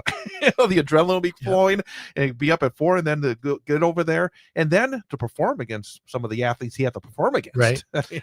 I would say this too, in defense of you're going to have a similar weekend this weekend, from what I understand. I'm tired thinking. I've got that first little piece that I'm thinking I'm getting a little old, because I've been working a little bit looking ahead towards the winter. And I'm thinking about these Tuesday nights and these Thursday nights, and thinking about having to go to work the next morning and thinking, man, how am I going to get through the winter? You get older, you start thinking about that stuff. I think back to that last weekend of hockey and the beginning of playoff basketball last year, when I was the athletic director, and we went down and watched the Storm play on Thursday, came back, went down and watched Wausau West hockey play on Friday morning, came back to watch Wausau West basketball beat Everest Friday night, go on Saturday to watch the Storm play in the championship game, leave there after 2 periods and drive to Eau Claire Memorial to watch our basketball team play in the regional finals. So yeah, they're exciting times, but those miles don't drive themselves. No, they certainly don't. And but that's the fun part of it as well. So lots of great stuff going on, a couple of nice road trips. So let's talk about again week number 9, because a lot on the line. And then of course Saturday, people wake up and they'll watch for those brackets to come out. And I mean, I guess nowadays you can almost figure it out a little bit easier. Don't have to really wait, but that's a higher level than me. So I'll still look. Do you know, like, are they still doing a bracket show? Yes, they are whatever? on TV. So after Friday night's games, they will not update those rankings. I don't probably, think they so will. you won't find out till Saturday morning. Exactly. But you should have a pretty good idea. Yep. And just to let you folks know, the show will be at 10 a.m. on Saturday. I got the email from the WIA today. It'll be on WAOW 9.2, which is, I think, catchy comedy. Oh, nice. So hopefully it won't be catchy comedy when the brackets come out. So last year it was a little comedy, especially the folks in the Wisconsin Valley Conference were thinking a little comedy. But yeah, 10 o'clock on Saturday morning, they will have a special show on WAOW 9.2. So there you go. Let's talk about the action before then. Friday night, Wisconsin Valley Conference, Everest and Eau Claire Memorial. And again, for DC Everest, and we didn't ask Coach Mitchell, but it sounds like maybe Corbin Enzenroth is going to be either rested. Limited, yeah. That's what it sounded like. And again, 180 carries through 8 games. That's a lot of carries. And for DC Everest, that, again, Memorial, they came out for a quarter on Friday, and they're much better. It's a little bit of a, I don't know, as a coach, it's not easy to think, well, I want to make sure my guys are ready, but boy, you never want to take the foot off the accelerator, do you? Nope. Eau Claire Memorial, I think we talked about it a little bit in regards to the West game last week. And if you look at their body of work this year, they're a well-coached team, and they've taken a step in the right direction. And if they can find ways to stay in games, they've done just that. And even last week, real quickly, they had a running back who got knocked out of the game in the first quarter defensively, one of their starters. Yep. And he did not return it. And I felt like that was a big change in that game. So it's a very thin line, isn't it? Yeah, it really is. And I mean, the other double whammy for them, and maybe, who knows, maybe this is good too. We talked about it with Coach Mitchell, but they are getting on a bus for the second week in a row and making, aside from Spash, one of the longest trips they make, and they're doing it for a second Friday in a row. But they got that big new scoreboard to look at DC. They do have a big new scoreboard to look at. Stevens Point and Marshfield. Boy, this is a interesting matchup, because you would not have thought it, but Marshfield's a game ahead of Stevens Point in the Wisconsin Valley Conference standings. And for Marshfield, a significant game, because I think they need this game, or otherwise they're going to be in a very tough spot again going into level 1. And the same thing for Stevens Point. If you look at the preliminary qualifying report in Division 1, the 32nd team is Stevens Point. It is very interesting. I And know that would be a tough number 8 seed for number 1, I think. Oh, for sure. Yep. And I think like you kind of were thinking that Spash was going to give Everest a better game than they did, and understandably so, and they didn't. And so there's a few more question marks surrounding Spash and who and what they are this year, right? They kind of had the easy non-conference schedule, did what they were supposed to, and they've hit some bumps in the road since then. And Marshfield is showed a really solid ability to run the football, Yes. right? And it Yeah. obviously Yeah. might not help them with their inability to throw the football. I think it's important for them to possess the ball and keep it close, right? They get down 2 touchdowns, they're gonna probably struggle against a team like Spash, but Spash scored 13 points last week against Everest. Yeah, but giving up 35 against Eau Claire North makes me wonder about that matchup between the Marshfield defense and the Sure. Stevens Point offense. So again, for Stevens Point, they badly need to play well, I think, going Yep. into the playoffs, or else it could be very difficult next week. For sure. And And Marshfield's at home too, Yep. and they played well 2 weeks ago That's against the right. Warriors. Yep. Wisconsin Rapids will try to get that first conference win and first overall win for Mike Krenz at Eau Claire North on Friday night. Again, it's one of those games where both these teams would love to finish off their year with a W. Yep. I think And I think actually North, if they get the win, that would be their 3rd win because that crossover counts as a conference win. correct. They beat Superior in their crossover. So, but I think they would be a team that I think, if I'm not mistaken, in the recent years, they missed the playoffs with 3 conference wins too at one Right. point. So again, it has a lot to do because again, who you beat. Superior, I don't know if they won a game yet. I don't think so. Rapids, if they win, have not won a game, and Eau Claire Memorial, they only have the 1 win. So Right. that could put them into trouble as well. But Yeah, I'm for sorry. sure. Tough road ahead. I think on the flip side of that, you look at Rapids and think what a great shot in the arm it would be for them to pull off that first victory of the year under Coach Krenz as the head of the offseason. So this is kind of a intriguing one for me. I do look forward to seeing that score Friday night. And I will be heading to River Falls on Friday night as the Wausau West Warriors will try to earn a 6th win of the regular season, taking on the 7-1 River Falls Wildcats. And they've had a fantastic season. I mean, this team really has done yeoman's work. Only 1 loss, and it sort of stands out. They only scored 6 points in that game, I think. And but for Wausau West, and I think this is really a good spot for West because they're going to have to play a team like River Falls, likely in the first round of the playoffs, and go out there, give it a mini. It's a dress rehearsal. Ian knows about dress rehearsals. It's like a dress rehearsal for the sure. Warriors going into the playoffs. Yeah, and I think when you talk about this new playoff system, which I certainly am not even a novice at, but the little bit I do understand about it, part of the reason River Falls is a top 4 team, They're second in D2. that it's the reason they're the second team is because the teams they play in their conference all have very good records. Like the teams they've beaten have really quality wins, and I think they've done that. They've been conference championships in this conference in recent history and are a really good football team. Coach Johnson said this early in the year, so I think he has seen it coming, that this was last year's a wake-up call for them. I think West beat them in week 9 last year. That certainly helped their case for the playoffs, and I mean they're seeding They knocked River Falls out. right. And I think River Falls had a rough year of a team who had been rolling, so I think it probably catapulted them into the offseason they had to get back to form this year. So I think this is a tough road for the Warriors. It's a road trip, probably like they're going to have the following week, so that's But helped if they well. win, it could lift them 2 slots. Right. You really, For sure. Because right now they are 29th, which would be the first number Yep. 8 seed. You win a game against River Falls, that could be a 5 or 6 Yeah. because of the juice. Absolutely. So at a minimum, we always look at games like this. You never obviously talk to the kids or say this out loud or whatever. You're going over there to win. That's what you watch film for and prepare for. At a minimum, though, when you're talking about moving forward, you want to go over there and compete, right? You want to go over there, be competitive.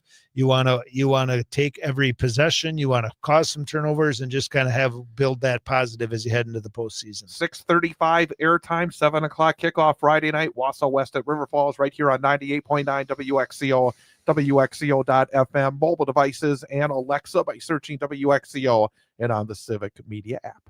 Great Northern Conference, Mosinee at Medford. And that's all you talked about earlier when Everest plays Everest plays Spash in week number 8. This has been the week 9 game for the GNC, and usually it's a conference championship game. This year it's not, but for Mosinee, it is a conference championship game and an opportunity for Medford to build on a very impressive game last week. Yeah, I think we're right. Let's get football cliches here. We're in week 9, but you kind of throw out the records a little bit for this one. I think for years past, like you said, it has definitely been a 1 versus 1A in this matchup.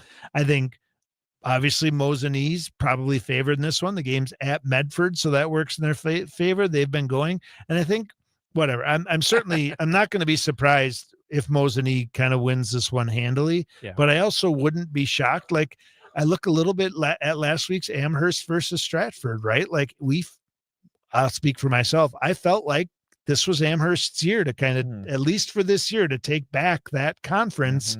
And all of a sudden we're sitting here and Stratford not only beats them, but beats them handily. Yeah. So, I mean, not predicting that in this matchup, but I do think Medford, I mean, this is a tradition game. There's bad blood. They don't like each other and they're going to do whatever they need to kind of come away with a win. So it should be a physical, tough matchup. One aspect, Medford, they experience coaching.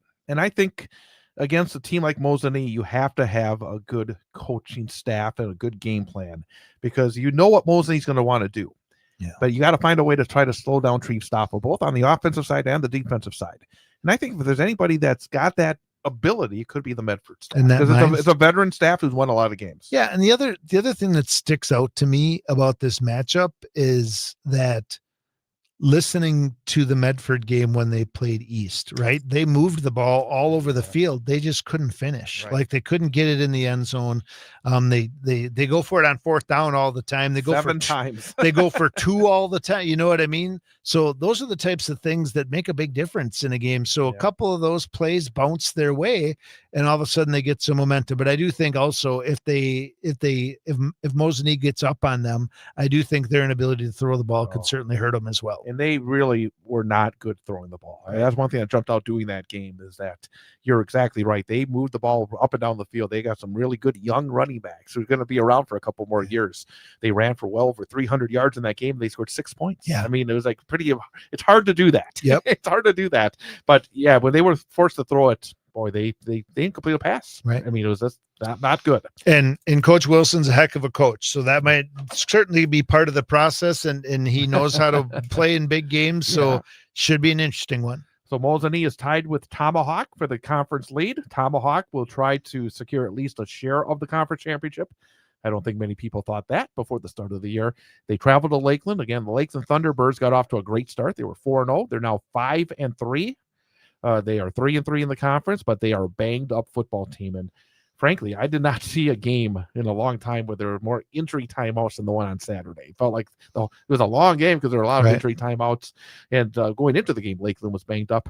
But again, you just have to give, I think, Dewey Riley a lot of credit for what he's been able to accomplish because for a lot of years, it felt like they have that really nice stadium there at Tomahawk. It felt like they had some of the potential, but it never came together. And now it's finally just come together. And I think such a big piece of this, and I think to some extent, you could, obviously not having the same success or type of season, but you could say some of this about Wausau West too. It's not all the time that your hockey players play football. Yeah. And in this regard, they do. And I think this is a big game for Tomahawk, not necessarily from a matchup standpoint. Like I'm not sure Lakeland's going to give them much of a game here, but when you look at what's at stake for Tomahawk in this one, a win here keeps them in the top 4, gives them home field advantage through the first 3 games. And I think that's a really a big thing for a team like that as they head into the playoffs. So Lakeland's got very little to lose in this one, and Tomahawk. There's no reason for me to think Tomahawk isn't going to come out ready to play and have a great game and a lot of success. But definitely an important game for Tomahawk to make sure they get a win in. Yeah, they're number 3 right now, so that would be a number 1 seed in Division 5, and that's an interesting bracket. We'll touch on a couple of the other top 10 teams coming up here in just a few moments. Antigo at Wausau East. Wausau East, in all likelihood, would be a playoff team. And that was actually for this new system beating a 5-win Lakeland team was huge, because now you get to 3-4 with a win against Anago. That would put them in, I think, a pretty good spot to make the playoffs. And Anago has just been a struggle this year. What is Wassa East rank right now? Wassa East is in the 20s. Let me go back and take a peek here. But Lumberjacks actually moved up significantly with that win. They're not 25. So. Okay. Yeah. So they're pretty solid in their spot. I don't know if the Anago win would give them a lot, but they would be 6 or 7. Yeah. Depending on, what the other teams around them do. But it's been an up and down year for East. Mm-hmm. Anything to add? No, I think it has. I think I would say 4 weeks ago, East had consecutive tough losses there. The Rhinelander one probably sticks out in our minds the most. Tomahawk one. Yep. And Tom, I mean, Two what safeties. a difference it would have made for both teams if they'd have found a way to pull that one off. But with those consecutive losses, at one point, the way Lakeland was playing and knowing they still had them on the schedule, a tough Merrill game that they didn't win. Is huge too. Right, now. exactly. And knowing Medford, and they were playing better football. So, I mean, East has earned their way to where they are right now. So, obviously, I think they couldn't ask for a better matchup than they have in week 9 that should allow them to kind of stay where they're at in that playoff chase. And then once you make the playoffs, anything can happen. But as we all know, in football, making the playoffs is special in and of itself, because not everybody gets in. So a good step for their program if they're able to get back in consecutive years. And Rhinelander is at Merrill. And for Merrill, it's about getting a W and improving that seeding. For Rhinelander, it's about getting a third conference win. And Rhinelander has just been you put your hands in the air because you're not really sure what they are, because they've had that win against East was impressive, 28-14 at Tom Field. I mean, that was a good win. And they've had some losses that just make you shake your head. Yeah, Forrest Gump were here, he'd be saying Rhinelander's like a box of chocolates. You never quite know what you're going to get, right? And I think Merrill needs a solid, convincing win as they come out. I mean, I'm not sure in this current playoff format how much wins can catapult you or drop you at this stage of the season. Good question. Yeah, to be determined, right? But I think for Merrill's sake, as they head to the playoffs, a really solid start to finish victory for them, I think, kind of gets them back in the right mindset to where we really felt they were earlier in the season. To be honest with you, when you look at, again, I've got up in front of me these rankings. I mean, I'm looking at Division 3 right now, and Lakeland is 12th. And there's no way they're the 12th best team in Division 3. That's nothing against them, just based on where they are injury wise and everything else. Merrill's 13, so it's like it's crazy. Yeah, it really is. And I think it speaks to the conference, right? And Menominey's 24, and you think about the conference they're in, it's like I think Menominee would be licking their chops to have these teams coming to town.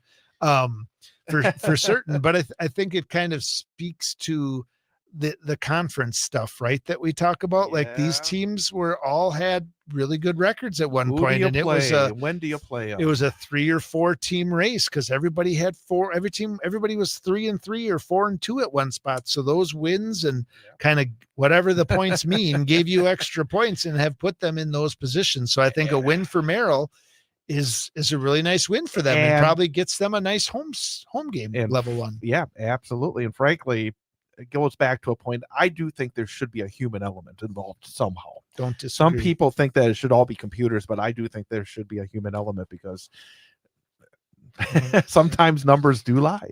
Numbers never lie. Some people say, no, I think numbers sometimes do lie, but that's a whole different situation. I mean, if you look at where Lakeland is right now, if they don't drop, they're going to be a sub 500 conference team, 5-4 overall. And if in a bracket like that, a team ends up getting a home game, I think you're going to have just as many people screaming about this playoff system as you had about the last one. I mean, what would losing to a then 8-1 Tomahawk team mean? I would not think that would hurt them that much, right? So interesting. CWC large, you got Loyal Greenwood at Stratford. Loyal Greenwood, 4 weeks ago, you would not have thought they would be fighting for their playoff life, but unfortunately for them, they have to win in Stratford. I was going to say 4 weeks ago, they were probably hoping they wouldn't have to win this game to get into the playoffs. Exactly. And for Stratford, again, they just continue to play exceptionally well. And then there's Amherst at Wittenberg Burnhamwood, and Whitburn now 4-4 overall, 3-3. Boy, they're their losses. They lost in overtime at Tomahawk. They lost in overtime against Stratford. They lost after a 14-0 lead at Marathon last week. The only game, and they even had the lead against Spencer Columbus at halftime before that one turned around. Unfortunately, you didn't have a chance to talk last week with Coach Rick, but again, he's been proud of what this team has accomplished. They lost their starting. They lost one of the best players in the area due to a knee injury before the season started. They have to go back to the drawing board when it came to their offense. They've been unlucky all year. Yeah. I mean, I actually think this is going to be a very interesting game because I was mentioned earlier, Amherst started the year off. They were just pounding teams. Yep. And then they struggled a little bit against Loyal. They struggled against Spencer Columbus. They've lost to Stratford. I think for Whitburn, they want to get a W because I think that would help significantly wherever they end up in the postseason. But for Amherst, and again, I look at the numbers. I want to tell you this. Stratford is behind Amherst even with that loss last week. Amherst is number 5, Stratford's number 8. Remember a couple years ago when Auburndale was ahead of Stratford and they were all bent out of shape about that, and then Stratford went to Auburndale and won the playoffs. And Wittenberg gets a win here. Marathon has that victory over them. That's got to only help them too if they find a way to beat Spencer Columbus this week. And Wittenberg is 17th, even with all these tough losses. Yeah. So they're still right there fighting for a potential home playoff game as well. But I think this would be a very interesting game. I think the one thing I've just off the cuff, and that maybe this will prove me wrong when the final seedings come out or as we move forward through the years, is it looks to me like Division I is definitely the toughest one to move or make. I mean, there's just so many really good programs. Yeah. Coach mentioned earlier about the Classic 8 down there in that Madison Waukesha area, whatever. There's just some outstanding programs. And I think once you kind of get into the meat of the season, I think it's a lot more difficult to move up or down in those areas just because of the level of competition. I think you're exactly right. Another really good, I mean, CWC Large has some really good games this week. Spencer Columbus at Marathon. I mean, I've been impressed with Spencer Columbus from the very beginning. They played really tough games against good opponents, and now they're winning, and they're going to be in the playoffs. They're 4-4, 3-3. Marathon, we talked to Coach Dinkel a few weeks back. They had a couple of really tough losses early. They could be a 6-2 team right now instead of 4-4, but they're 4-4, 3-3. They look like they're going back to the playoffs as well. For both these teams, I think this would be a great W, right, to make Saturday even better. No, I agree. I think if you're Marathon, which is the team we know more about and follow a little more closely, you win this game against a Spencer Columbus team, like you said, that's been playing well, and you parlay that with your win over Wittenberg Burnhamwood the week before, you got to feel really good about those playoffs and where you head. What are you're looking it up for me right now? Well, I want right? to see if they have a chance for a home game. They're 22 right now, so that'd be tough. It would be tough at this point, but right. Again, but if you'd have told Coach Dinkel, and he was here a few weeks ago, that they were going to be 22 going into week 9, he'd have probably taken that. And then there's Wyowega Fremont. They will be taking on Colby in the final game of their season. Wyowega Fremont, they are 2-4 in the conference. That means they have to win this game. They're number 16 this weekend. Some interesting stuff in these numbers, I tell you. Yeah. I guess the assumption is they're going to beat Colby, be 3-4, 5-4 overall. But if they don't win, then again, I mean, does 2 wins automatically eliminate you? I don't know. I don't know that either. Do you drop from number 16 out of the top 32 with one loss? I can't imagine. But that's weird. But Wyowega Fremont, I think, theoretically should have to win this game, but maybe they don't. I don't know. And then there's the Merowith CWC, Abbotsford at Edgar. Abbotsford, I think they've been banged up a bit late in the season. That game against Auburndale kind of stood out. And even the game against Pittsville, where Pittsville put up 42 points and Dawson Luther had like 8,000 yards rushing that night. But Abbotsford at Edgar, this is not a great way to go into the playoffs for the Abbey Falcons against an Edgar team that just has been really good. And I would say maybe it is a good game for the Edgar Wildcats as they go into the playoffs to face a team who at their best rushes the ball really well. So you pitch a shutout against them. You as Coach Sins, you feel pretty good coming out of that. But Abbotsford also had the bye week this last That's week. true. That could help. So yeah, right. If health was an issue for them, maybe they've gotten a little healthy. Obviously, isn't anybody picking Abbott unless it's against the spread? Isn't anybody picking Abbotsford to beat Edgar this week? But probably an important game for both teams. Auburndale at Iola Scandinavia. And you look at Division 6, you got Edgar number 4, you got Auburndale number 9. So again, a couple of these CWC Merriwood teams very much could be in the mix to face off in the playoffs later on. Yeah, and I think that Auburndale and Iola Scandinavia has had a rough go, so I don't know what beating them does. But at 9 for Auburndale, if you get to 8, Yeah, that's a big difference. That's significant. You got Pittsville at Pacelli. Pittsville has worked their way into the playoff mix late in the season. And again, this Dawson Luther, I mean, he had Bobby, he cracked 1,000 yards last week. I think he got most of those yardage in the last 3 weeks. Assumption has a forfeit win against Roshelton.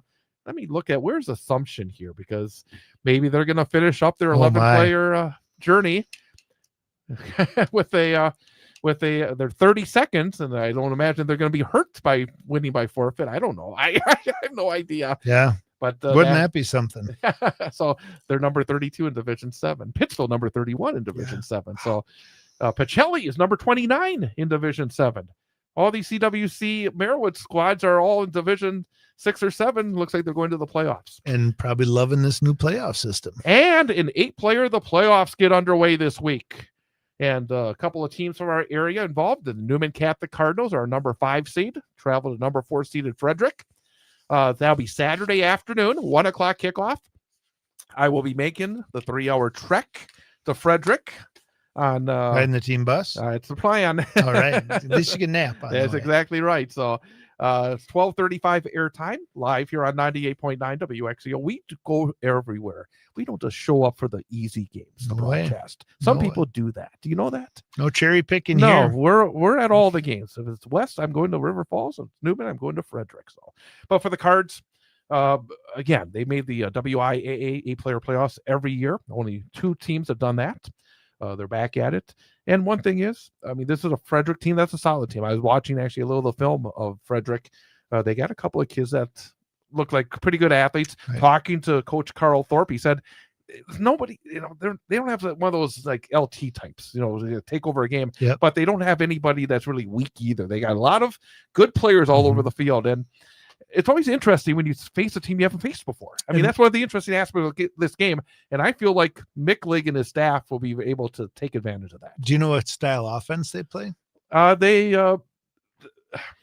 They got different kinds of formations. They have a little bit of the spread, a little bit under center. I mean, they do different kind of things. So, I mean, it'd be good for the Cardinals to see a team that's not going to roll up 400 and whatever yards like they did last week. Although maybe after watching the film, they do that. And kind of like what happened with the Wisconsin Valley Conference last year, going and seeing some different teams. The expansion of the playoffs allows for some of those other opportunities, and maybe going on the road and seeing some different trees, as they say, will be good for the Cardinals. And Athens made the playoffs as well. The Athens Blue Jays, number 4 seed, so they get a home game against number 5 seeded Niagara. And of course, we had a chance to talk to one of the Athens players, running back, who had a great year. So good for Athens. They only won, I think, 1 game last year, so they turned it out really nicely. Fantastic. Well, we got what do we got left? Under a minute to go. Week number 9. Any final thoughts? No, I think it's been a great regular season. It'd be interesting to see these matchups and see how the final conference championships and to see what this new playoff system looks like. And I'm curious to see who's going to be upset Saturday when these brackets come out. If there's one thing we can guarantee, it's going to be somebody. And we will have some brackets to talk about, both the 8-player with the games actually being played, and then of course we'll talk about the level 1 11-player games next week as well. So a lot to look forward to. Looking forward to it. Should be a great week 9, and here we go, playoffs. We'll see you next week. Thanks to Ian Welsh, our in-studio engineer. I am Chad Holmes, and we'll see you next week on the Big High School Sports Show on WXCO.